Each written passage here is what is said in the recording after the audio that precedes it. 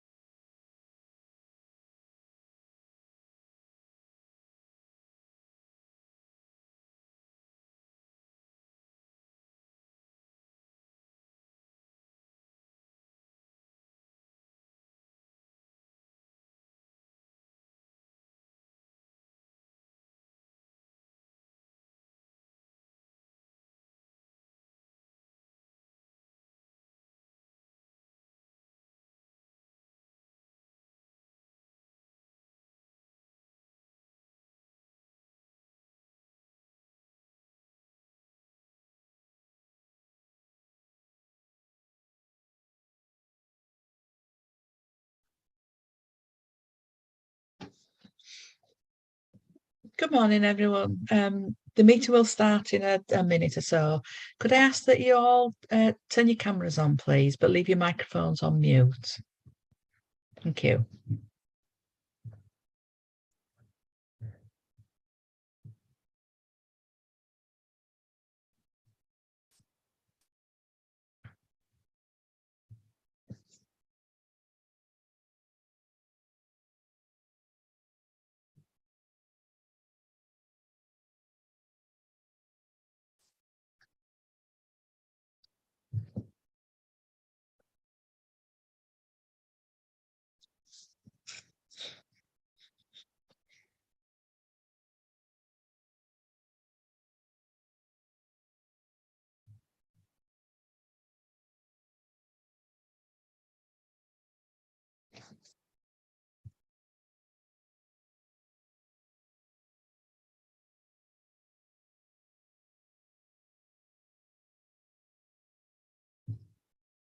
Yeah, the inspector will be joining the meeting shortly.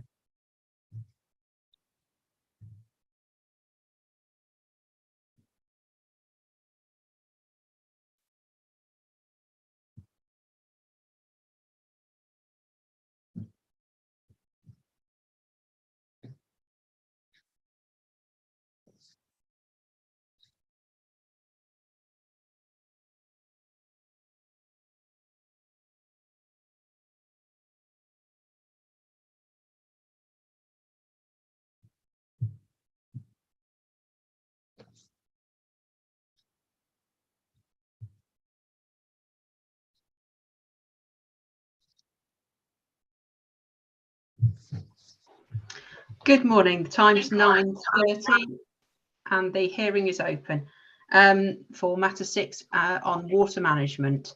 Can everybody hear me? Seeing some nods, thank you.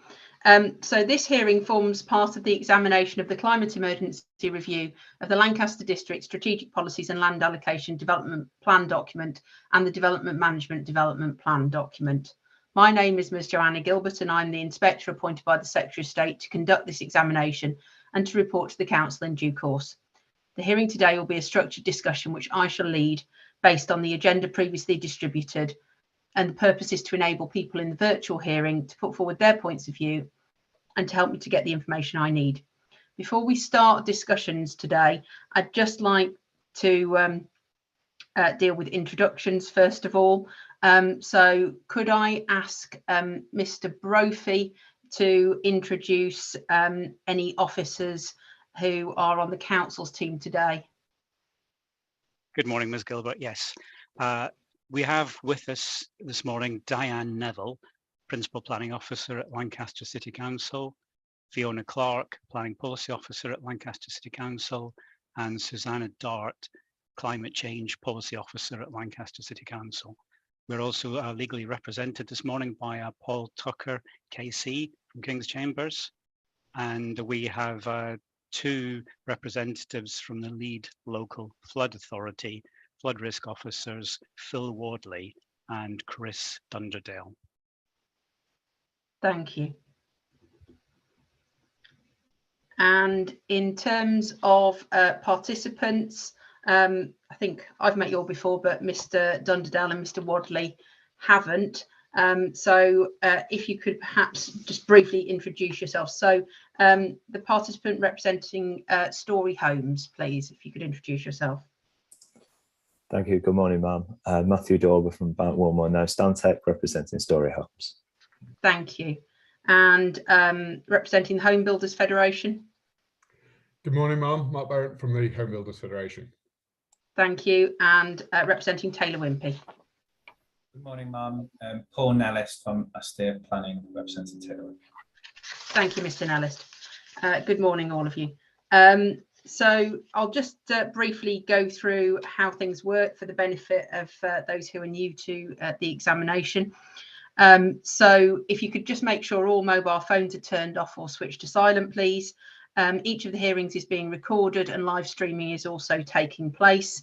I've programmed breaks between the hearing sessions, but if any breaks are required for any reason, I understand there's been an IT problem in particular this morning for one of the participants. So if a further break is required to sort that out, then if you could communicate that with me, that would be helpful.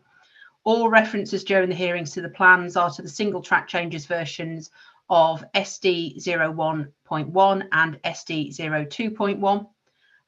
Prior to submission of those plans to the Secretary of State for examination, Regulation 19 consultation took place, and I have those representations before me from that consultation, and I will be taking them into account. I've previously identified matters, issues and related questions, and they're available on the Council's website. The agenda for each day of hearings is based on those matters, issues and questions, and that is also available on the examination website for today, which is day 3. I'll just invite particular people to speak at particular points. So if you hear something said which you wish to respond to, please use the hands up function in Zoom to indicate to me that you wish to speak. Please don't speak unless you're invited to do so. And when you're asked to speak, please turn on audio and video. And if you could put your hand down after speaking. Again, just a reminder not to use the chat function in Zoom unless there's a particular IT problem, as I wouldn't want that to be a distraction. Before I move on, does anybody have any issues about technology or general management of the event? No? Okay, thank you. So just in brief, in terms of my role, I'm considering the soundness of the plans in accordance with the criteria in the National Planning Policy Framework and whether they're legally compliant, and the hearings are intended to assist me in that regard. So in submitting the plans, the Council considers that they're sound, and this is the starting point for the examination. So if participants are challenging the soundness of the plans, then it's necessary to explain why and what changes would be needed to make them sound. I've read the hearing statements and the original representations.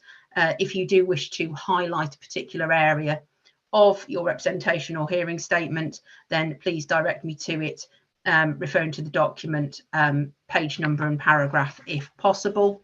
And please be concise and specific when speaking. I've asked the Council to produce main modifications, and I've asked them to keep a record of possible changes that arise during the hearings, and they've agreed to do so. So you will hear about action points during the hearing today.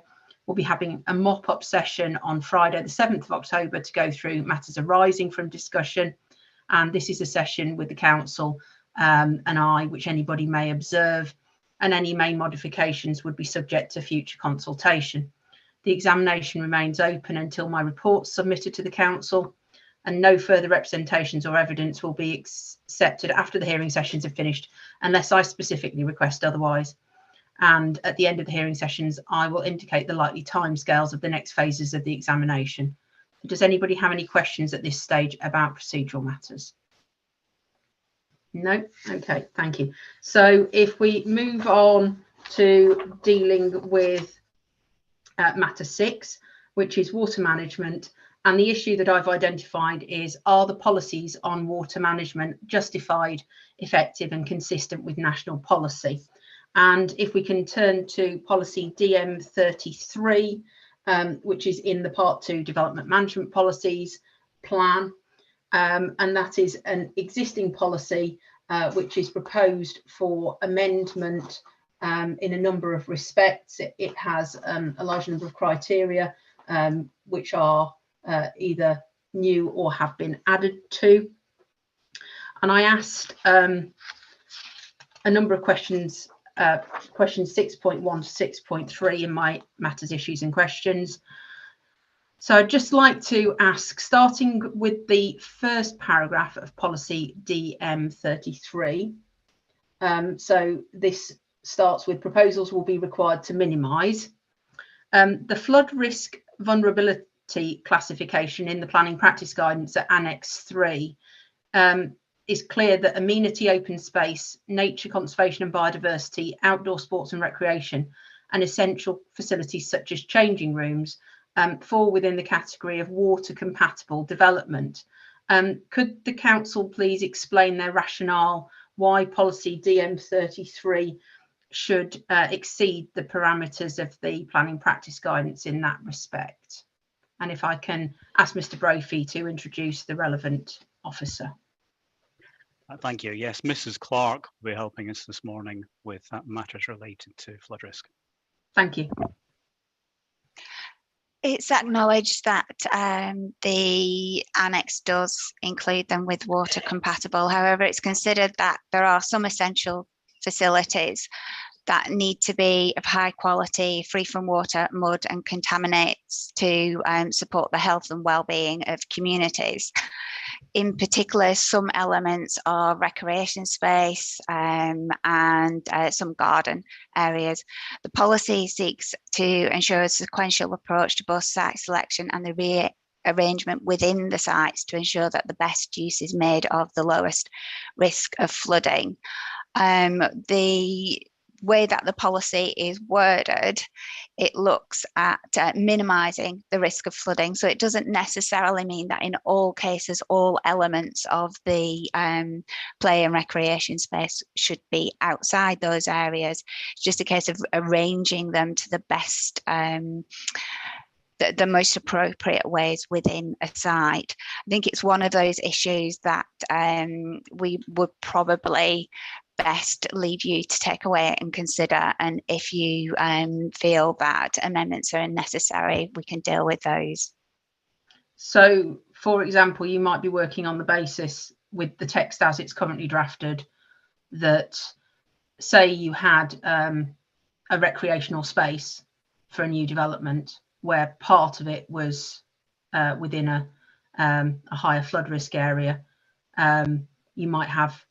You might choose to have something like amenity green space that's not perhaps as actively used, but it's perhaps good for general health and well-being, walking through an area and so on, rather than putting a play space with particular equipment and features in that area. So is that what you're That's right, yeah. Specific, maybe a small playing pitch that you would have in a green area, you'd look to keep so out of flood risk wherever possible.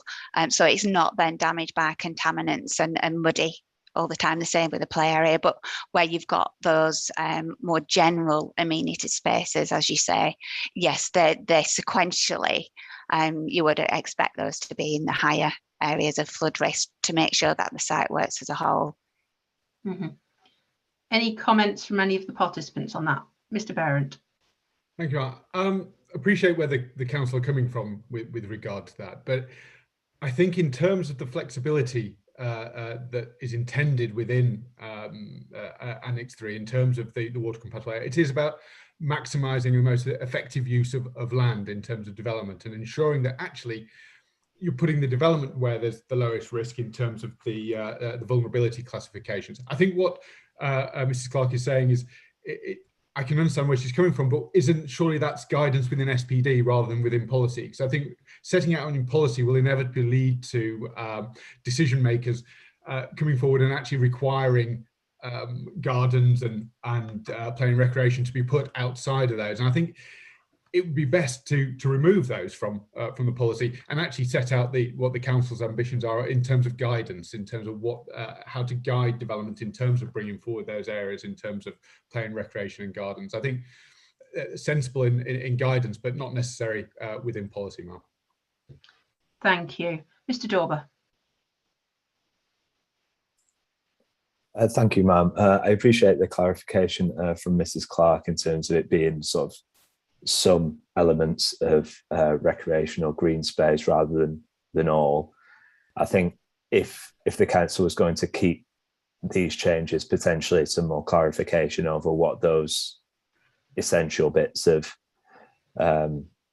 recreational space are would be beneficial. And obviously we would reserve our right to comment on those at the main modification stage if that change was made. I think in terms of the wording, I know Mrs. Clark saying that it was minimising flooding, but the wording after the reference to play/recreational areas and gardens is resistant, appropriately flood resilient and resistant for its lifetime. Resistant for its lifetime makes it sound a lot like it isn't minimising flood risk, and that there could be some flooding. It makes it sound like it shouldn't flood at all if it's resilient to flooding. So I think maybe some further thought on the wording of this is required. I think it's important to make the point that this isn't sort of an academic point that we're trying to make in terms of the precise wording of Annex 3 of the NPPF or the wording of the PPG. This has potential impacts on allocated sites, such as my clients, where calculations have been made in terms of the net developable area based on open space, sometimes being in areas, well, flood compatible areas of recreation being included. If they then have to be moved outside of areas affected by flooding, that would obviously impact on the net developable area and potentially the viability and deliverability of the site. So it is a key point that would have to feed into, again, a viability assessment of each site if it were to have a big difference on the net developable area. Thank you. Thank you, Mr. Dover. Would the council like to respond to that? Mrs. Clark?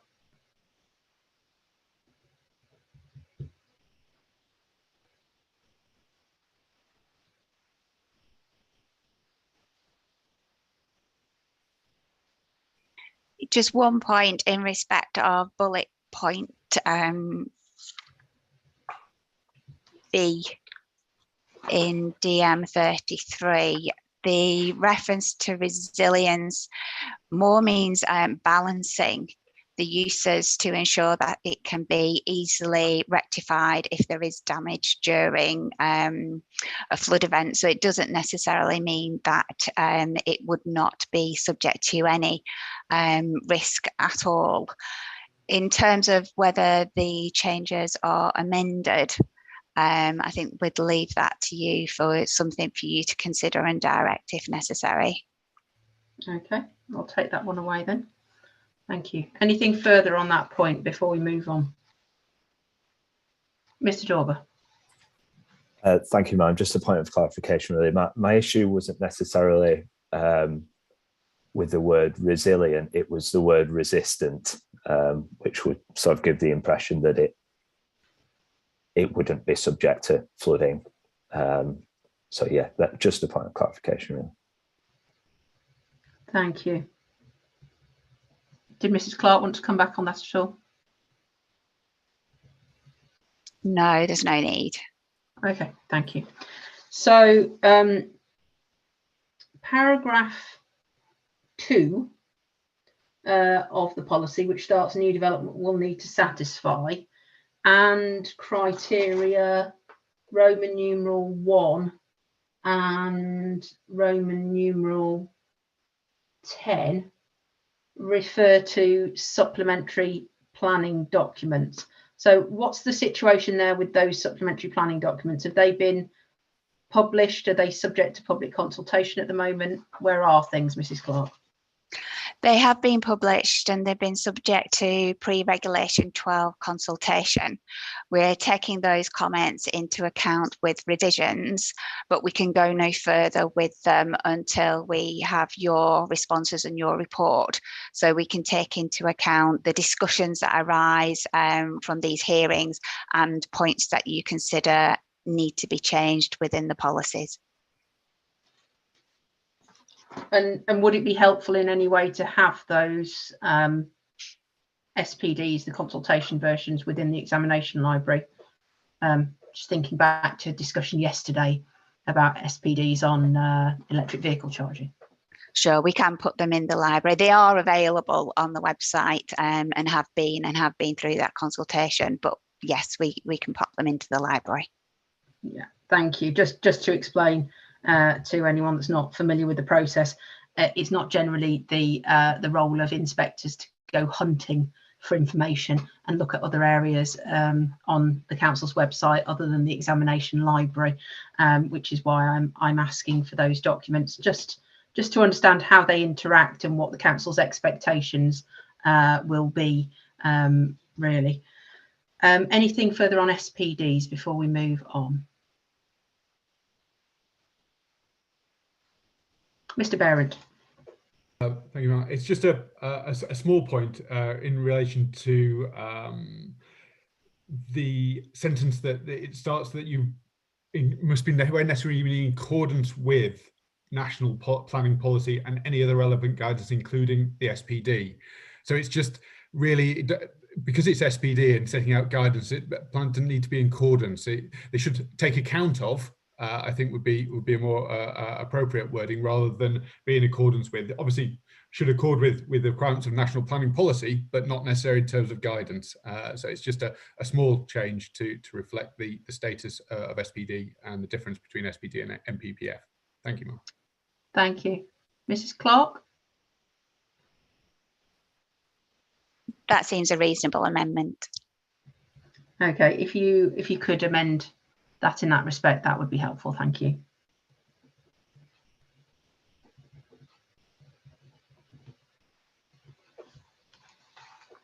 Thank you. So just turning to paragraph 4. So paragraph 4 of the policy is at the bottom of page 84 for me in the PDF, and it reads: proposals for new development in areas at risk of flooding from all sources as defined by national planning policy and surface water and groundwater flooding will be required to meet the following criteria. Just wanted to check whether all new elements of paragraph 4 were actually necessary. So one, the text that's introduced early on says from all sources, so surely that would cover surface water and groundwater. And 2, does the framework not adequately cover this issue anyway?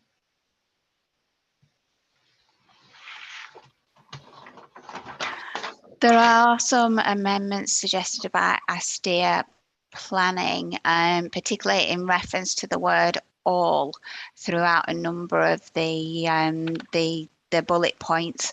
And yes, it would be more appropriate to change all to any and then remove the reference specifically to surface water and groundwater flooding, and also refer perhaps to the MPPG at that point as well. Okay, any views from participants on that? No, that sounds like a sensible approach. Mrs. Clark, if you could take that one away as well, please.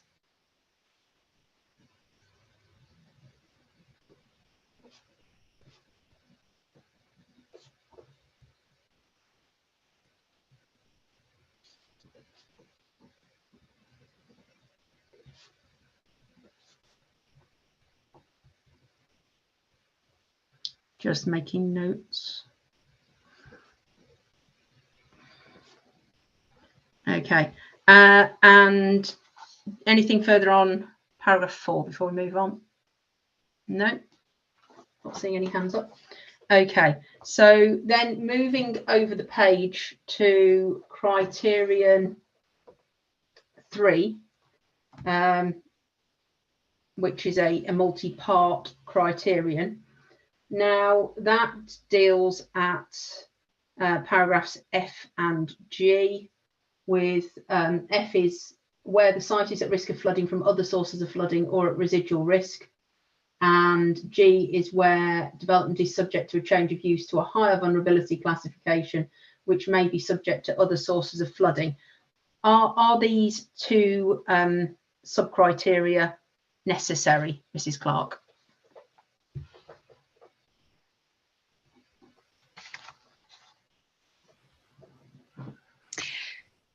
Yes, we believe they are. The PPG advises that the SFRA should highlight aspects of policy where FRAs should be supplied, and the PPG doesn't necessarily go into the detail that the SFRA does.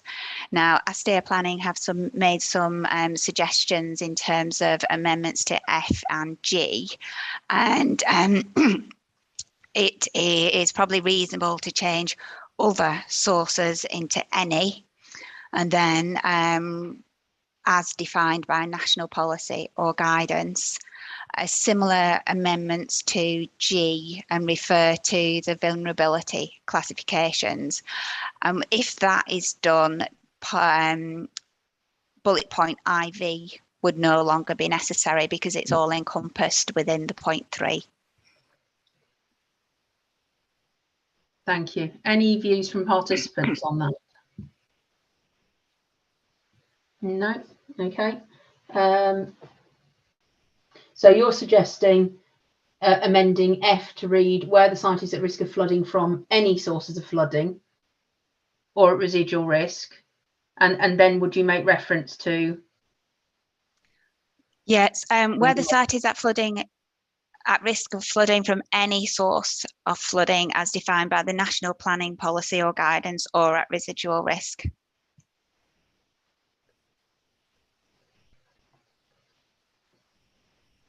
We have got the detail for you, and we can put that in the modifications. Okay, and then G would be again changing other to any, and would that again refer to as defined by the framework or guidance, or would that simply read any sources of flooding? Simply any sources of flooding, but then it would be worthwhile referring to the vulnerability classification in the latest version of the MPPF and PPG. Mm-hmm. Okay. Yes, if you could provide that modification to me, that would be helpful. We will do. Thank you.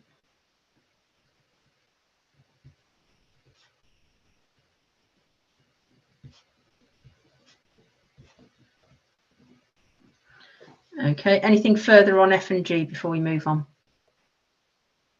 No? Okay, so turning to what is currently criterion 6. So proposals reduce the existing causes and impacts of flooding by reducing surface water runoff and or increasing the capacity of flood storage areas. So does this accord with the framework's approach, Mrs. Clark? Yes, it does. Paragraph 161C of the MPPF talks about plans using opportunities provided by new developments and improvements in green and blue infrastructure to reduce flood risk.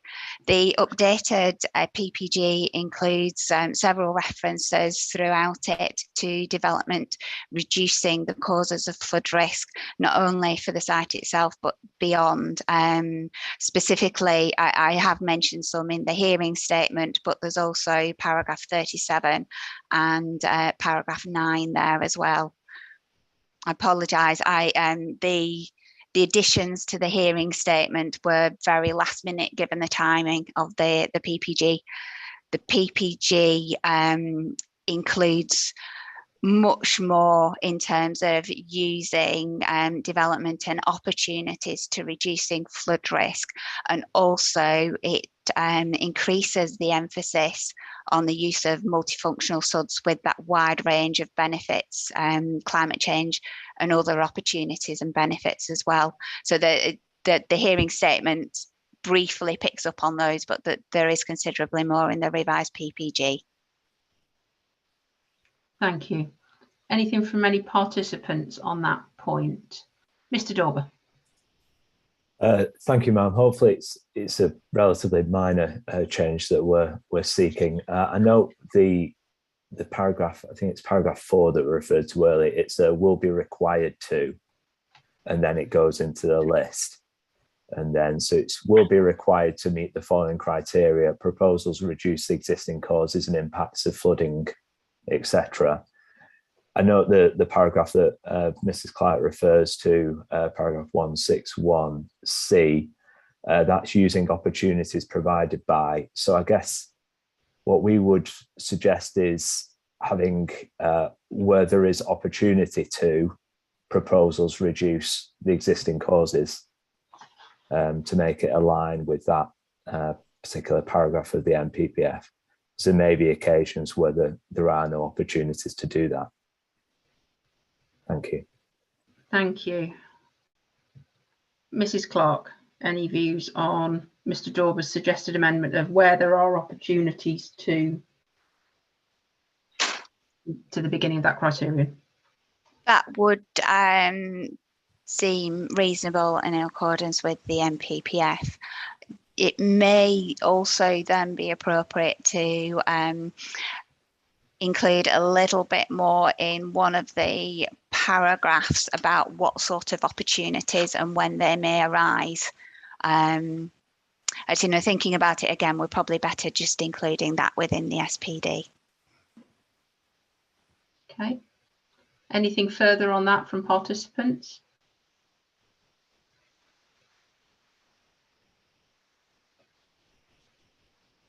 No, Mrs. Clark, that seems sensible in terms of the modification to the text. So if you could add that to the list of modifications, please.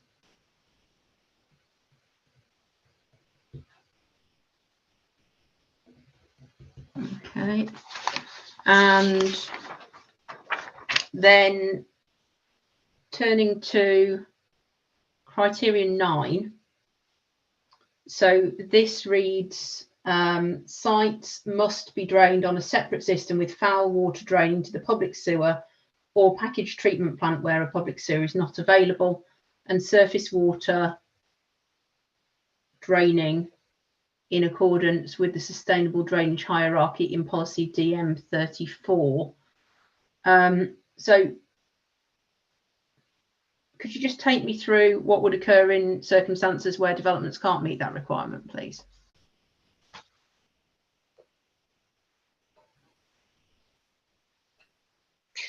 The sustainable drainage hierarchy, I think we'll probably go into the sustainable drainage hierarchy in policy DM34 in a minute when we move on to that.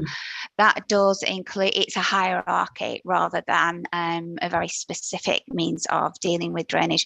So there's some flexibility in there in how it's dealt with. The requirement that it must be drained on a separate system rather than a surface water going to a mains foul sewer is at the request of United Utilities. I think also then when you reflect on the drainage hierarchy in DM34, that provides that flexibility in terms of where it is not possible, there would be the attenuation rates to go to the sewers. Thank you.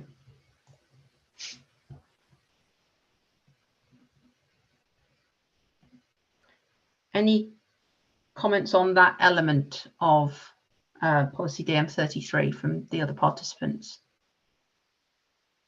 Mr. Nellist. Thank you, ma'am. Yeah, this is a point we picked up in our matter statement. I think the point we're making is that it's the wording, the sites must rather than should, which is struck through, and take on board what the council has said there and agree that the flexibility is in policy DM34, but it would just be neater, I think, and clearer if the start of policy DM33 said should retain the adopted wording rather than must. Okay, thank you. Mrs. Clark.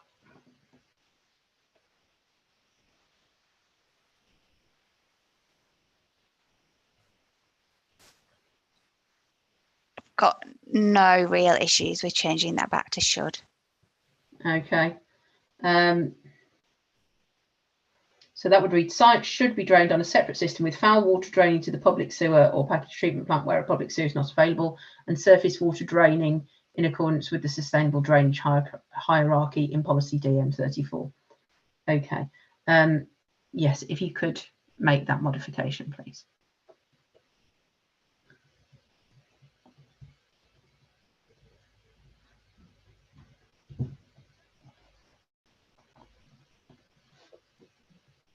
Okay, any further points to be raised on policy DM33 or any element of its supporting text before we move on? Mrs. Clark.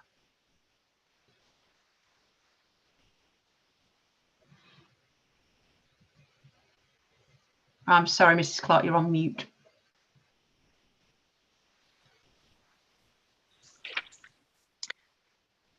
Just to highlight, there is a change needed to the policies map. The SFRA identifies a number of high-risk urban catchments which are referred to within the policy where flood risk assessments are necessary. We do have a copy of that plan within the main document, but it would be worthwhile adding it onto the policies document, which we haven't done as yet. So just for clarity, this is figure 9.2, the high risk urban catchments. It is, yes. And this is the one where there's an interactive map, which is linked to from the examination library. Yes, yeah, but we haven't as yet. We haven't included them on the policy map, so we think it would be worthwhile doing that. Okay, I did note from the interactive mapping that it did have a disclaimer about being subject to change. How would that be managed if it were on the policies map, given that that's a rather static situation? Yeah, I think that the subject to change would be if the SFRA was updated at some point in the future. We're unlikely to have a new SFRA until we have a whole plan review, so I think the subject to change can probably come off. Okay, thank you. So yes, so if you're adding that to the policies map, that's going to be another consequential change to the policies map that you're going to need to advertise alongside main modifications.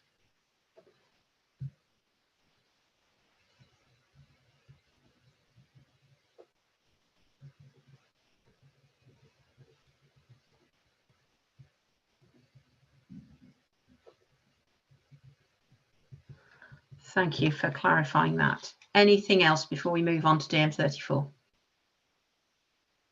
No? Okay. So moving on to DM34. So this deals with surface water runoff and sustainable drainage, and again was an existing policy but has been subject to significant change through this process, and there's also a fair amount of additional information included within the supporting text for this policy. So I asked the question in my matters issues in questions at 6.4. I'm going to ask it again. So Mrs. Clark, are the requirements of policy DM34 justified, effective and consistent with national policy, please? Yes, we consider that they are. The hearing statement explains the basis for this. The policy seeks to ensure that new development makes the best use of multifunctional SUDs and sets out minimum levels for attenuation and seeks reduction in flood risk where these are consistent with the NPPF and the PPG. As I explained before, the PPG has now been updated and includes a strong emphasis on the use of multifunctional SUDs and provides additional support for our policy objection. It emphasises the importance of using these for a wide range of climate-related benefits that arise, taking opportunities to reduce flood risk, ameliorate urban heat islands, air pollution, capture and reuse water, support biodiversity, blue and green infrastructure, and hence amenity. There's a long list of benefits at paragraph 55. So the policy seeks to ensure that SUDS schemes do deliver the benefits where possible. Thank you.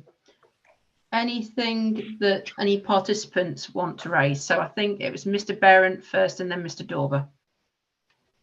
It was a bit of a race there, I think. Fastest finger first. Yeah, I think in terms of policy DM34, it's really with regard to the reference to above ground, surface water in the third paragraph.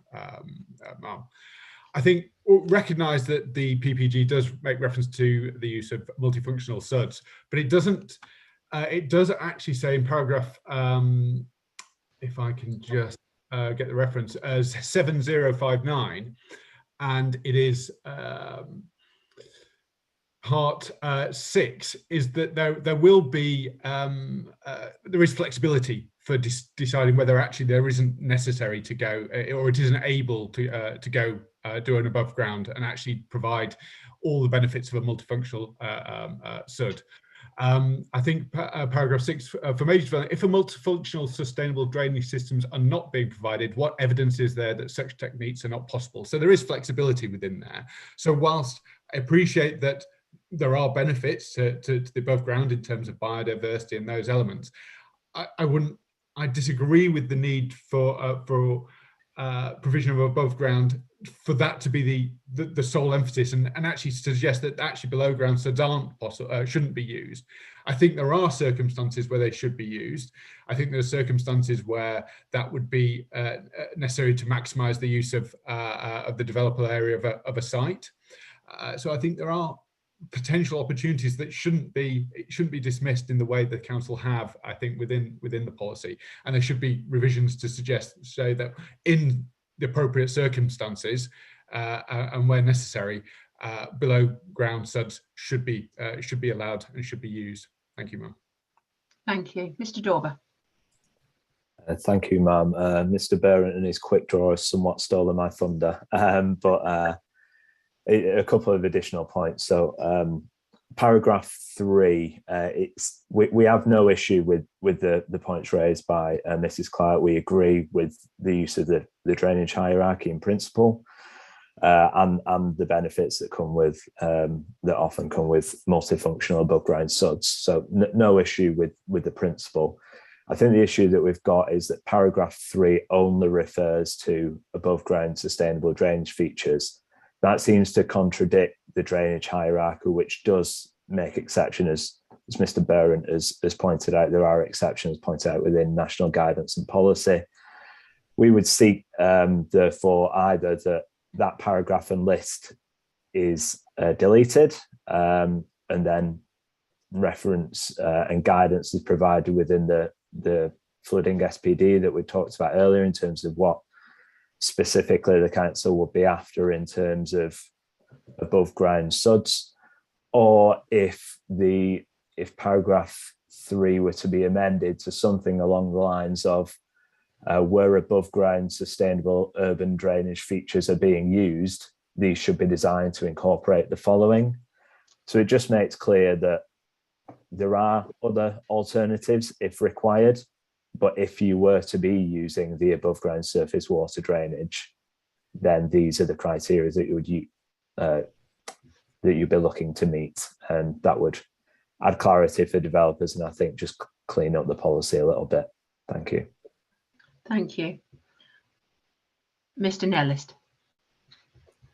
Thank you, ma'am. It's just a point on flexibility of policy DM34. In the single colour track change version of the plan, I've counted it. I think it's paragraph 6. It's the first paragraph and the accompanying bullets on page 91 of the plan. So does that start applicants will be expected to demonstrate? Yes, ma'am, that's the one. Okay. So we made this point in our matter paper, but the regulation 18 consultation, which is part of the submission library, it's SD 0201 as available during consultation 31st of January to 14th of March. There was a proposed amendment at that time that read only where evidence is supplied to justify why this level of attenuation is not achievable on a site will the lower rate to be acceptable. That's now been removed in the examination version of the plan, but it's our position that is necessary, that wording, to provide the flexibility, particularly on sites where there are sort of challenges such as topography, where those runoff rates may not be able to be achieved.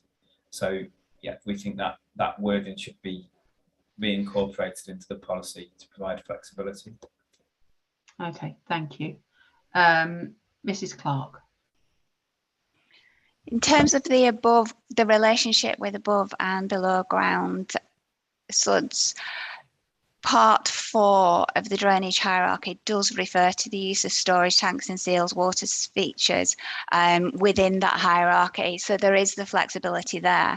And then in paragraph 4, which starts SUDs must be designed in accordance with, that also includes the flexibility there, saying that where above ground SUDs have been demonstrated to be inappropriate or impractical, the developer has provided robust justification, the use of below ground SUDs would be appropriate. So there's 2 elements of flexibility within that.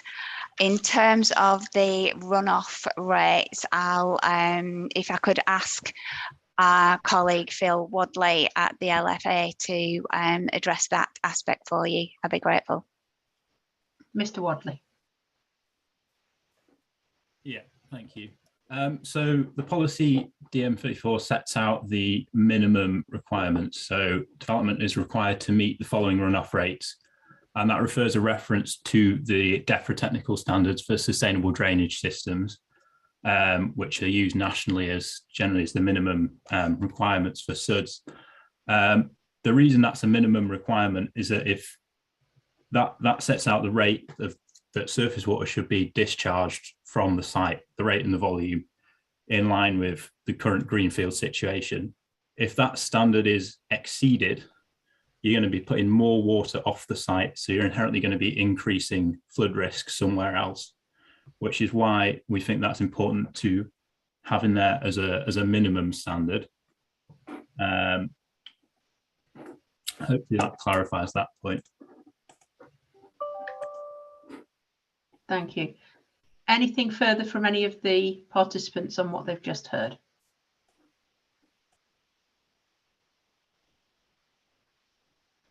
No.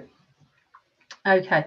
I think I'm going to take that one away to think about, just in terms of the flexibility point.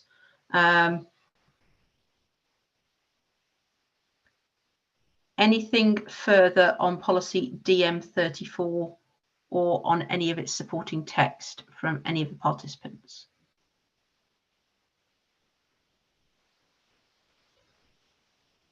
No? Okay, shall we move on to DM36? So DM36 is again an existing policy which has been amended through this examination, and that policy is entitled Protecting Water Resources, Water Quality and Infrastructure. So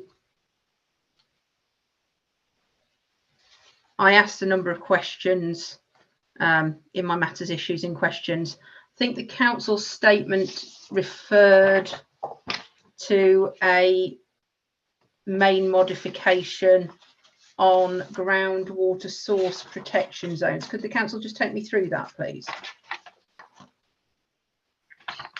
In the Regulation 19 response from United Utilities, they referred to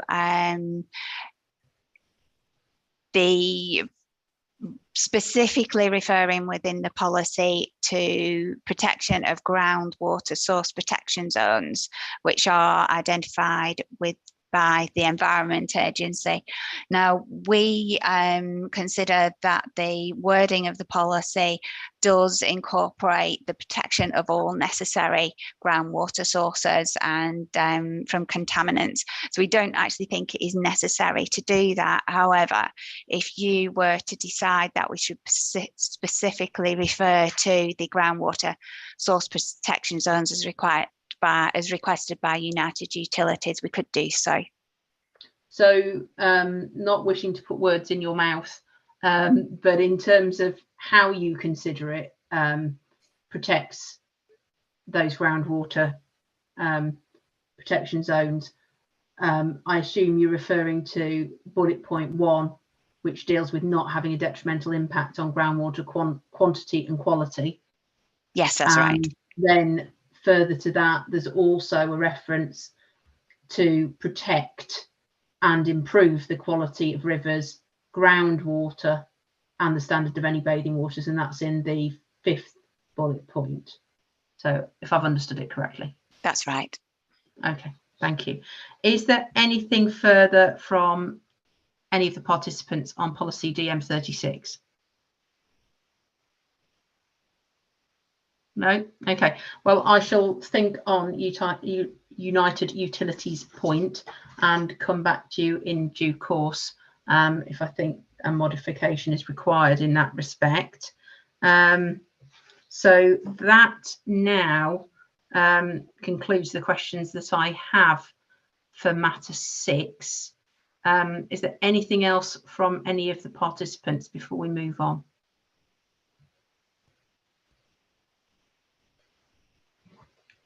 No? Okay. We're now at 10:19.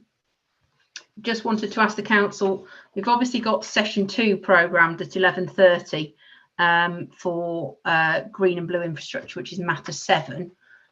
Just in terms of staff coverage of that, we've got all the same participants as we've got for this morning's session in terms of Story Homes, Home Builders Federation and Taylor Wimpey. So Mr Nellis, Mr Dauber and Mr Behrend are already here. Is the council proposing to field any other members of their team for matter 7 who aren't currently in the hearing? Yes, we are planning to do that, but they are available from 5 minutes, so we just give them a little bit of notice. So yes, we can if we maybe have a very short break to let them log in. 5 minutes. Okay, so but that would work. Would that work for everybody? So just to check with Mr Nellis, Mr Behrend and Mr Dauber, would it be acceptable to you to start matter 7 earlier? Yes, no, that's fine with me. Okay, thank you. Got a nod from Mr Nellis and Mr Behrend.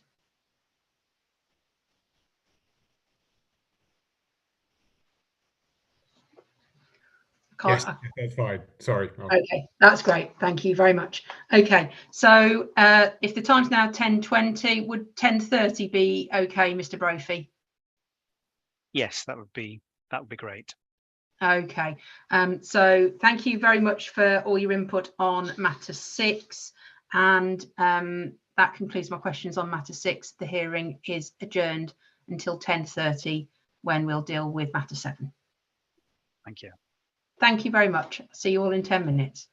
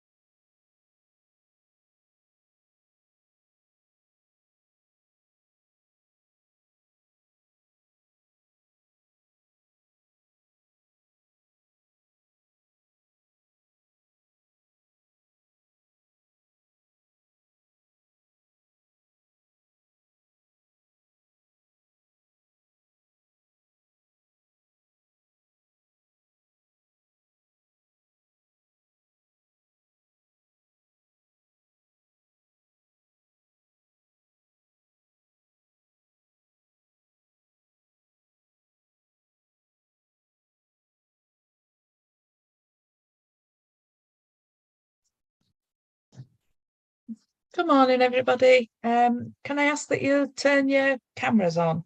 We'll be starting again in a minute or so. Thank you.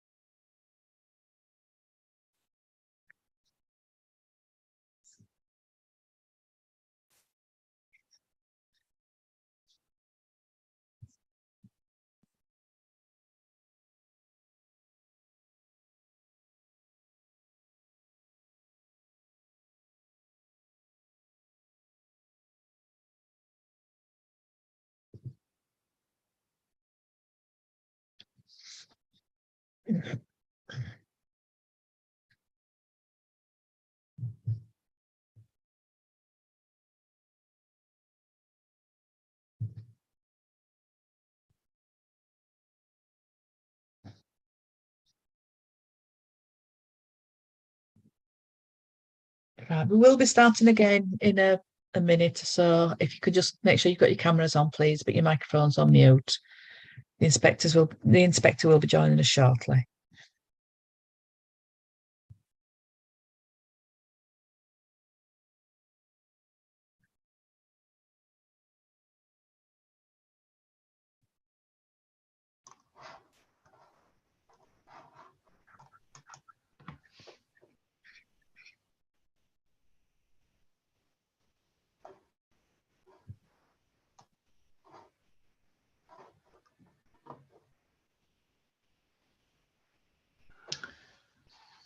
Hello, the time's 10:30 and the hearing is resumed.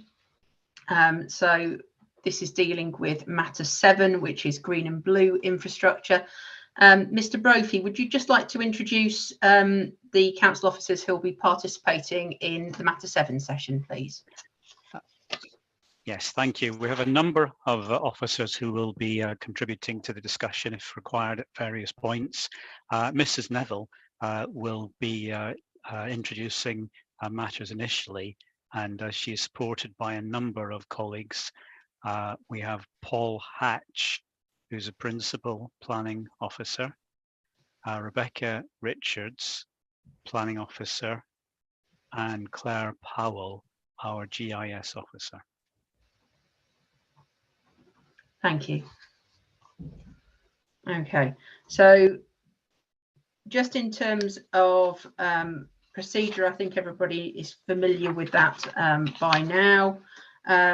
So if we turn directly to matter 7 itself, so that is green and blue infrastructure, and the issue that I've identified are the policies on green and blue infrastructure justified, effective and consistent with national policy? And I asked questions about policy SC4, so we're back in the part 1 plan now, looking at policy SC4, which used to be entitled Green Space Networks and has been renamed Green and Blue Corridors and Chains. So that policy identifies a number of green and blue corridors and chains on the policies map and on figure 23.2, and then goes on to deal with a number of additional rivers.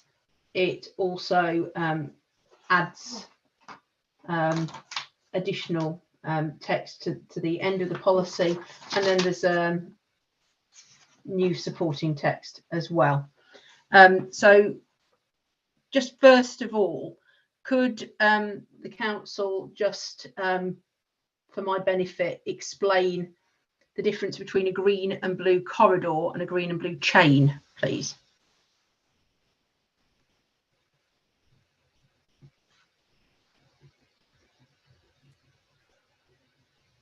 Hi there. Yeah, so as you said, there's been quite a few amendments to this policy, and it's been underpinned really primarily by the green and blue infrastructure strategy, which was the key piece of evidence base.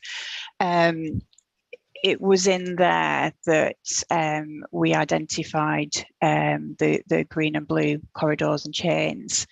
As I understand it, the corridors link the land, and the chains could be linked.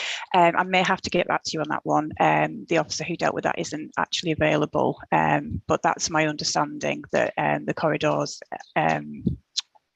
do already link. But the overall thrust of the policy is that we would be looking to kind of strengthen the green as well as the blue corridors and change. That was something that came out of the scoping consultation, that there's a need to focus on the blue as well. Mm-hmm. Thank you. And what, you may not be able to advise me of this, and it might be something that might be better suited to a note, but just in terms of the specific criteria used to identify the chains and corridors that are in SC4 and in figure 23.2.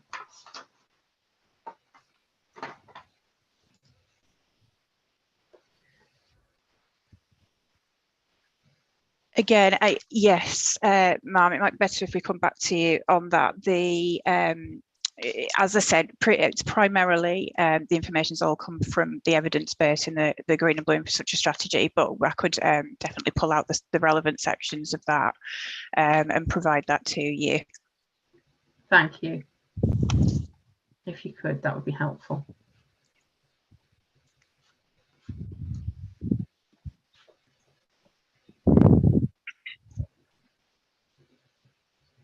Okay, and just for clarity, how would somebody using the plan, so either a developer or an interested party in the application process or a decision maker, know what the green and blue infrastructure network consisted of?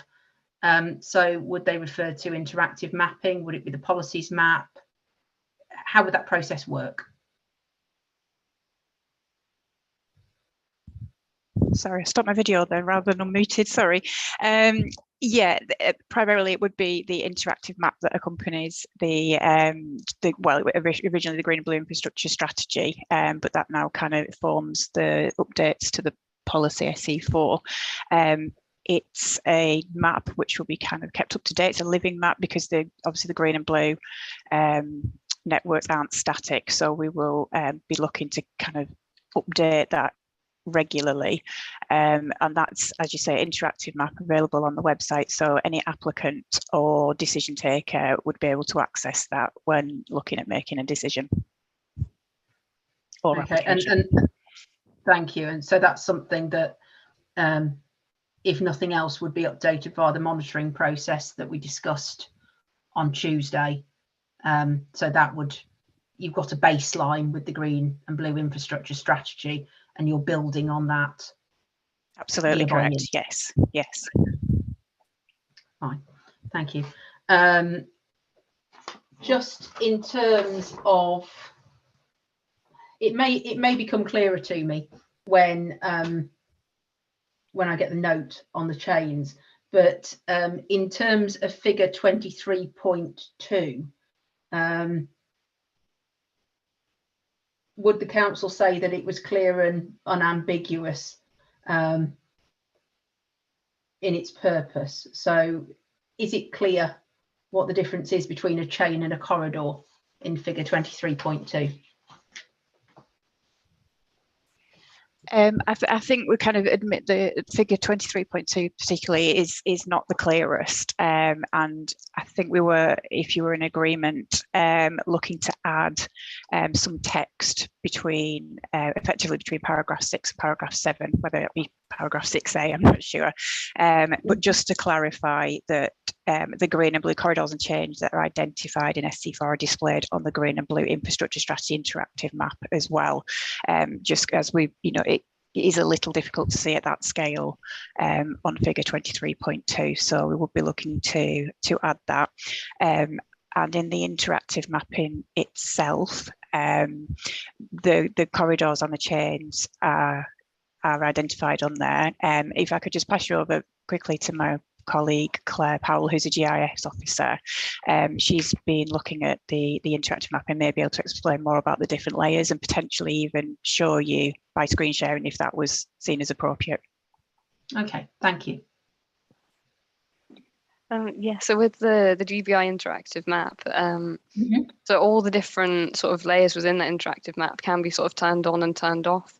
And they're also split into 6 different themes. So that if those preparing planning applications and those determining them as well can sort of decide, pick and choose which layers are most appropriate to a specific area. And yeah, as Diane said, the data will sort of be updated over time as to sort of reflect the ever-changing nature of climate change with flood risk and things like that. It doesn't always stay static. And within the actual map, it does have both a user guide, which shows how users can sort of use the map, turn on and off the individual layers, that sort of thing. And there's also a data sources list within the interactive map as well. Both can be accessed directly from the interactive map, which sort of explains all the data that's in the map, and that will be updated as well alongside the map. Thank you, that's helpful. Okay, have any of the participants got any points to make on policy SC4 at all? No. So if I could just leave the council with the point of providing a note, please, and also producing a main modification in respect of directing people to the interactive mapping, that would be helpful. Thank you. Thank you, Ms. Powell. Okay, so moving on to policy SC5.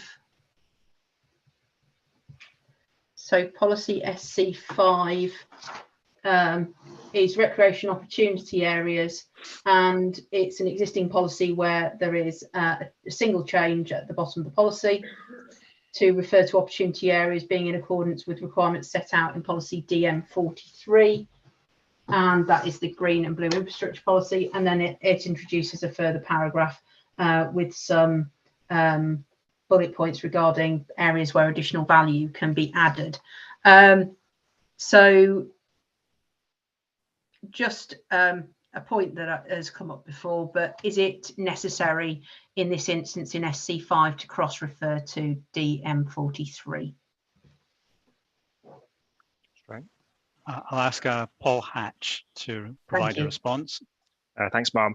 Yeah, as you note, policy SC5 is pretty much the same as the original adopted version. It sets out a number of opportunities throughout the district where green and blue infrastructure essentially could be created, and the council would support the delivery of that. And I think the relevance of the link really kind of goes back to DM43, which kind of sets that general principle for development supporting GBI and showing opportunities where that could be created. So it's just trying to create the link between the need for improved GBI as part of new developments and potential opportunities where that could be created. I think it's a very kind of flexible link. It's not saying that those are the certainties in terms of where GBI should be created, just opportunities where the council would support its creation.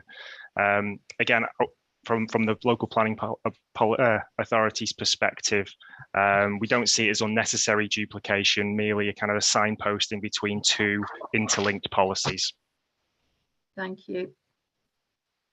And any views from the participants?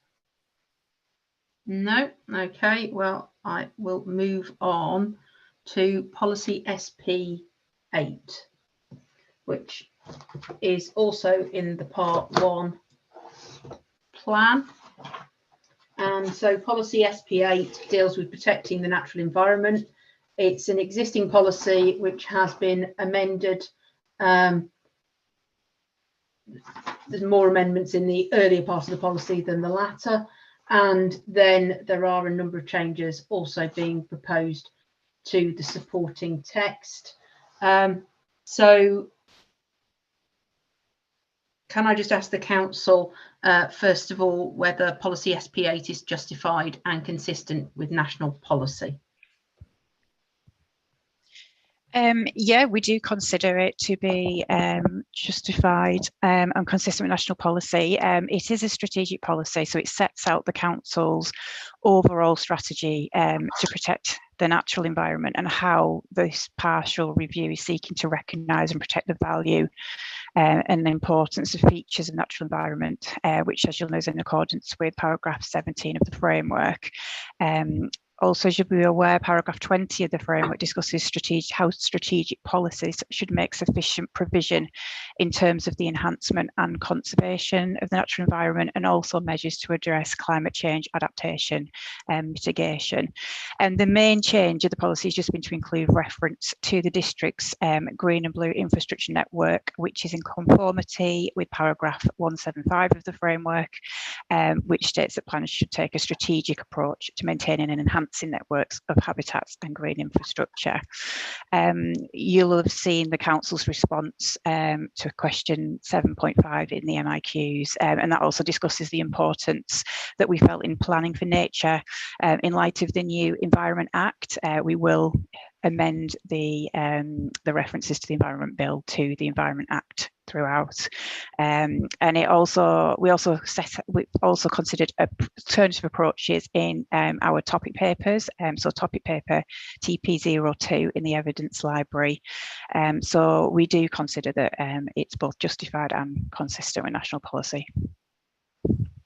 Okay, and just in terms of the additional text in paragraph 1, so it starts, Lancaster district contains important landscapes, species and habitats that are valued features of the natural environment. And then it goes on to say development must protect, maintain, enhance and extend the district's green and blue spaces, corridors and chains. I won't say all the rest of it. But just in terms of that, development must protect, maintain, enhance and extend. Is it possible for all development to do all of those things? So what would happen in an instance where it perhaps only protected, but it couldn't possibly extend because it had nowhere to go?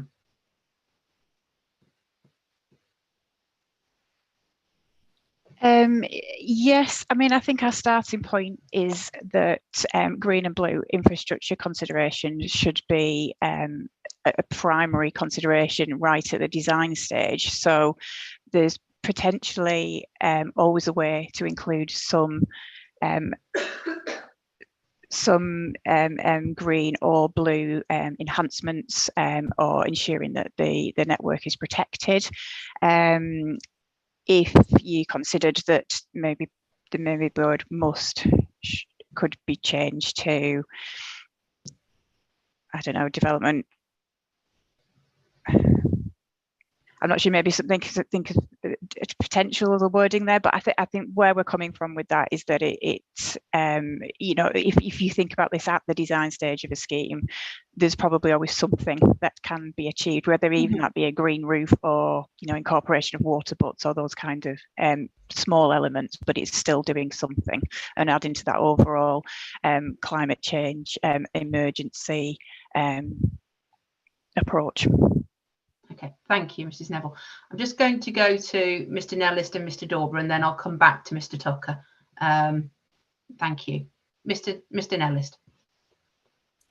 Thank you, Ma'am. I'll just be very quick. So I think the point we made in our matter paper is exactly the one you made there. And it's one about flexibility, really. I think that's what Mrs. Neville seemed to be sort of getting at as well in terms of the wording. I think we've suggested a sort of minor wording change in our matter paper, but I'll stop there because others might have similar points. But it seemed to be that that's where Mrs. Neville was sort of going with the comments. Okay, thank you. Mr. Dauber. Thank you. I recall from a previous session, I can't remember which session it was, Mr. Aylward made the point several times in terms of the use of the word development, and if that could be change in the context of another policy, it's a similar principle applying, where does it really impact if it's change of use, for example, or even if it was demolition, which would come under the definition of development. If maybe I think the council was due to go away and think about an alternative wording for that particular policy. If they could do the same here, and then it could be consistent throughout the plan and the numerous policies where this is applicable, that might be useful for clarity. Thank you. Thank you, Mr. Dauber. Mr. Tucker. Thank you, Madam. Just lower my hand. Just to follow up on what Ms. Neville has said. Plainly, the words using 4 different descriptors within that sentence are unnecessary. So extending, enhancing, protecting, maintaining, there's no need for duplication. So that could plainly be tidied up. As to whether or not every application could extend and enhance, self-evidently, that wouldn't be possible. So there would have to be some instances where there were departures. In reality, what the authority is looking to do is to protect at the least, enhance where possible, and extend where possible. So it may very well be that we need to reflect upon the form of words that's used to make them more consistent with the open space and recreational part of the framework. So at the very least, protect, as you'll be aware, Madam, one shouldn't be losing open space except in very specific circumstances under paragraph 99. But one should be looking for opportunities for extension and enhancement. So my anticipation is that the form of wording that we'll come back to you with will be something along the lines of should protect and where possible enhance and or extend, something along those lines. But we'll perhaps discuss that offline and revert back if that's acceptable, Madam. But certainly you can't do all of them. Very rarely could you do all of them, yes. Okay, yeah, that seems sensible. So if the council could take a look at the comments that have been raised by Mr. Dauber and Mr. Nellis on this, and also engage with them on this point before coming back to me. But yeah, if that initial part of the new text in the first paragraph of policy SP8 could be reconsidered to reflect that need for flexibility, yeah, that would be helpful. Okay, thank you. So I'll leave the council to take that away.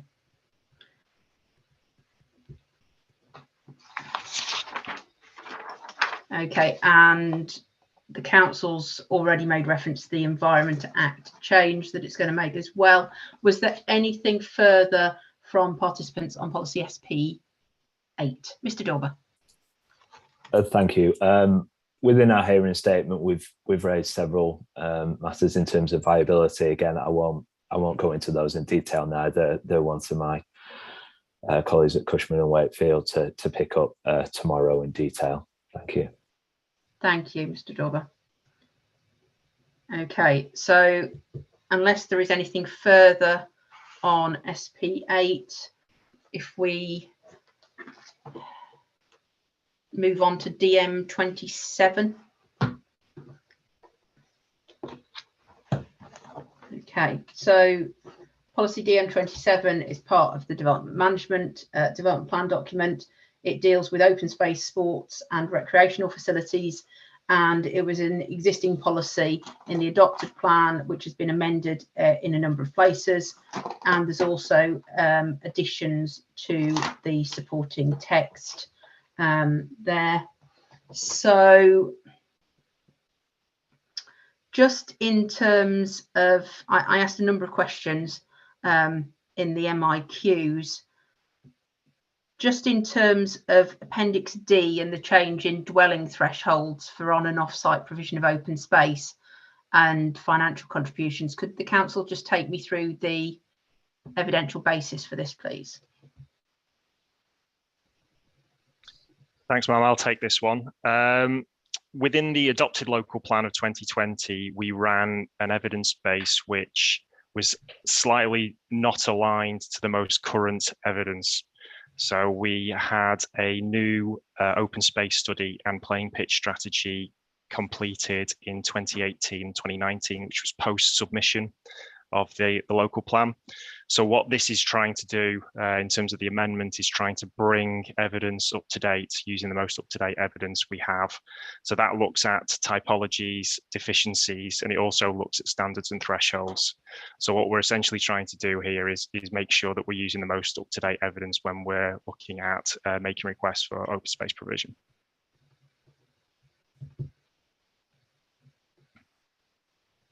Thank you. And could you just refer me to the relevant document in the examination library? Yeah, I've noticed that whilst the evidence has been published on the council website since 2018-19, it's not on the examination website. So we'll put that there as soon as possible.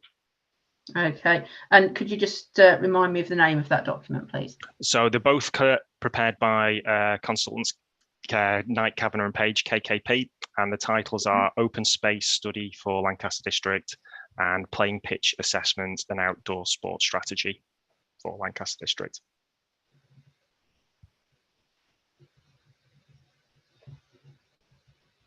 Okay, if they could be added to the document library, that would be very helpful.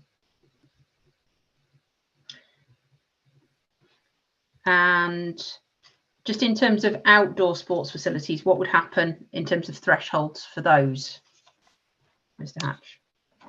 In terms of the thresholds for outdoor sports, clearly we'd be based on that evidence that's come forward in the 2018-19 documents. My understanding is that there are deficiencies in quite a number of places within the district.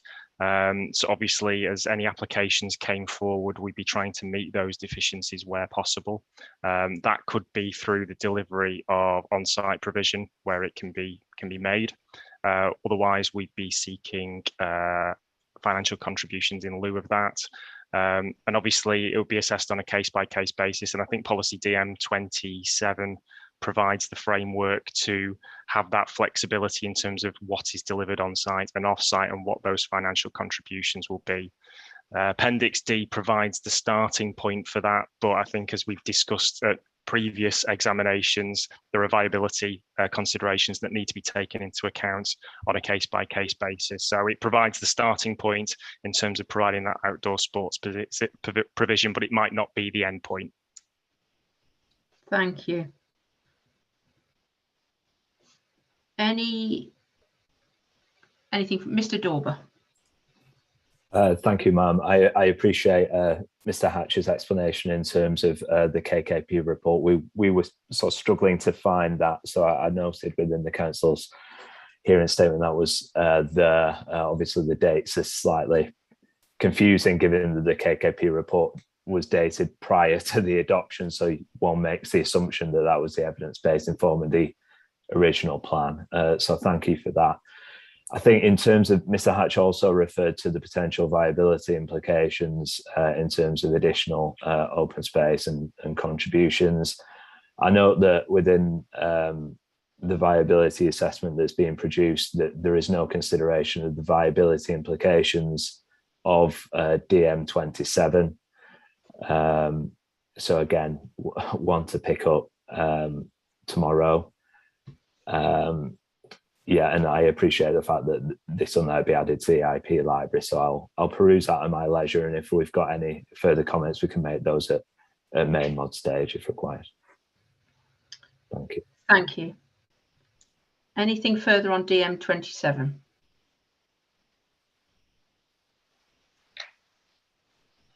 No. Okay. So just checking in with everybody. So we're now at just before 11 o'clock, which normally would have been a time to take a break between session 1 and 2. We've got policy DM43 and DM45 to look at.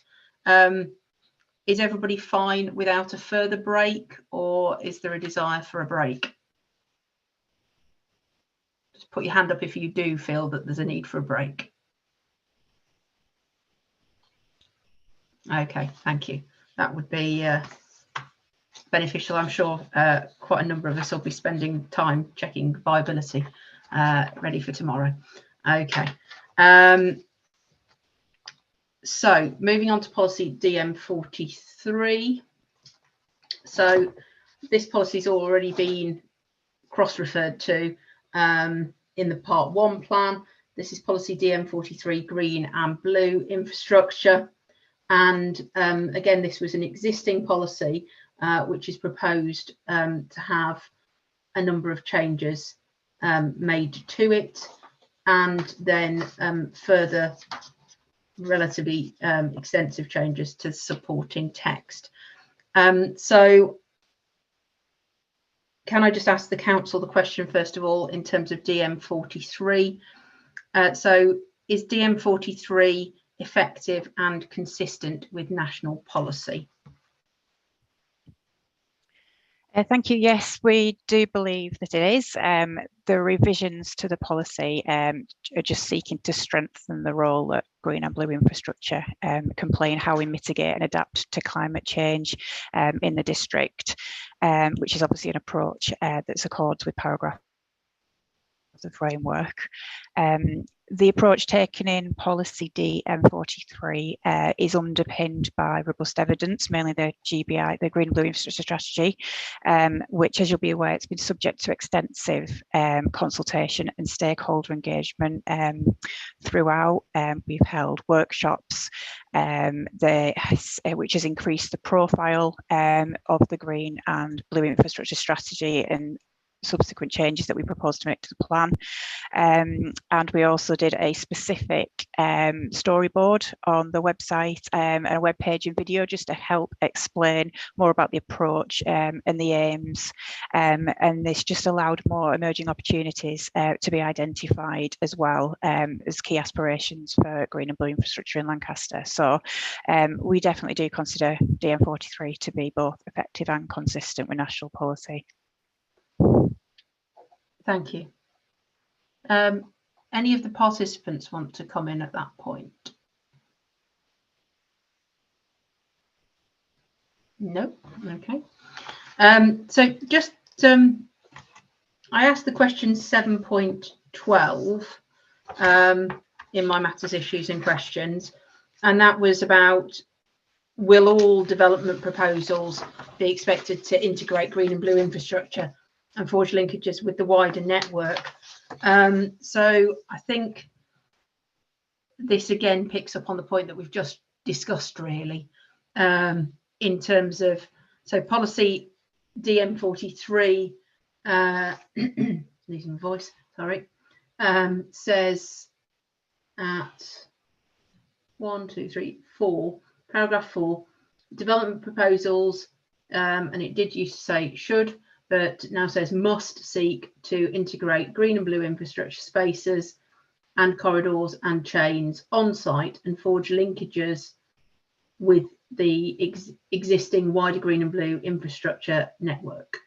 So how does this work with what we discussed earlier? Is it something that the council would need to take away, or does the council consider there's sufficient flexibility there? I think we would say this is slightly different to the earlier issue that we discussed, in that this policy does use the wording must seek. So it's almost ensuring that applicants are looking to do what they can, seeking to do that. But obviously, if it was felt that that was still a little too firm, we could look to amend the wording. If that was seen as appropriate. Okay, any views from the participants? Mr. Dauber.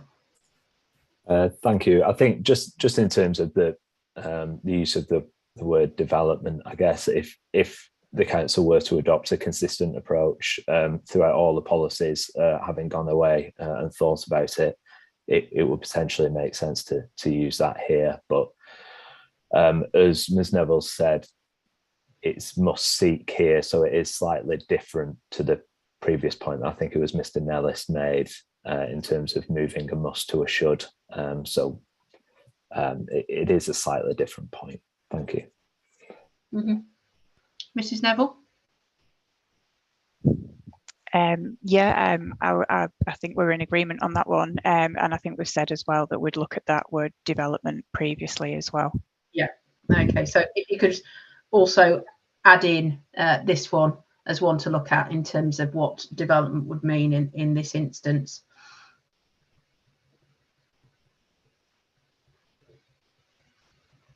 Okay, so that's something to take away.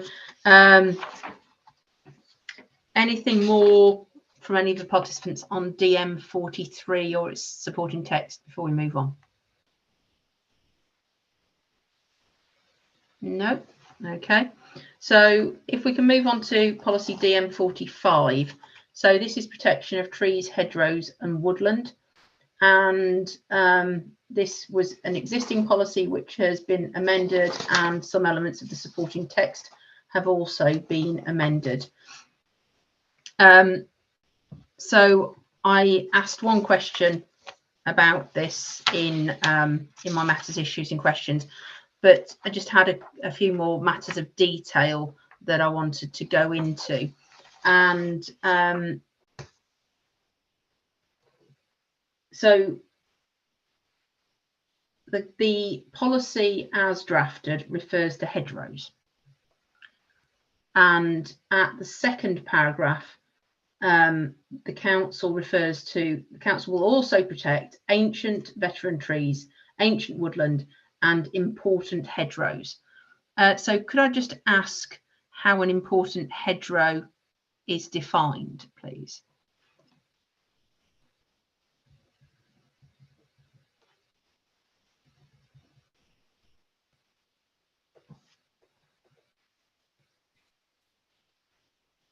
Thank you. We will probably need to just double check with our arboricultural officer, which the policy was formulated with, but we think it may have come from the Hedgerows Act, but we can clarify that and get back to you. Mm-hmm. Because I went on to look for coverage of hedgerows, important or otherwise, in the framework, and was wondering how that all fitted together. So perhaps something that the council could take away and think about. So then there's also something to perhaps again go away and talk about with arboricultural specialists. But when you turn the page to page 125, the paragraph, new development should positively incorporate existing trees and hedgerows and street trees where possible. Buildings and other structures should be sited, allowing adequate space for trees' natural development with due consideration for given to its predicted height and canopy spread. And it then goes on later in the policy to talking about providing tree and hedgerow cover. And it talks about planting in new street trees, new trees, hedgerows and woodland. And then talks about the right tree in the right place. So I suppose when I was reading through it, one of my thoughts was, are hedgerows always covered? What's a tree and what's a hedgerow in this instance? So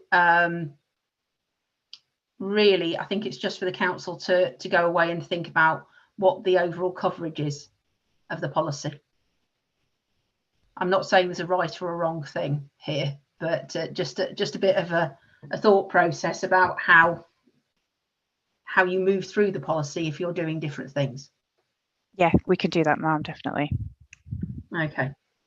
And can I just add, and I think it may be helpful to think about adding words to the explanatory text of the policy rather than in the policy itself. For example, making reference to hedgerow regs, given what Ms Neville has indicated is her, and indeed my understanding of hedgerows, for example, but there are definitions of trees elsewhere that we could import as well. Yeah, okay. So if the council could consider the points that have been raised and come back to me with modifications either to the policy or the supporting text. Thank you. Okay, anything further from any of the other participants on DM45? No. Okay. So that concludes the questions that I have for matter 7. Does anybody have anything else they wish to raise? Okay, thank you very much. So we are due to be convening tomorrow morning, and I think all of the participants from today will be here again for viability tomorrow at 9:30. Mr. Dorber.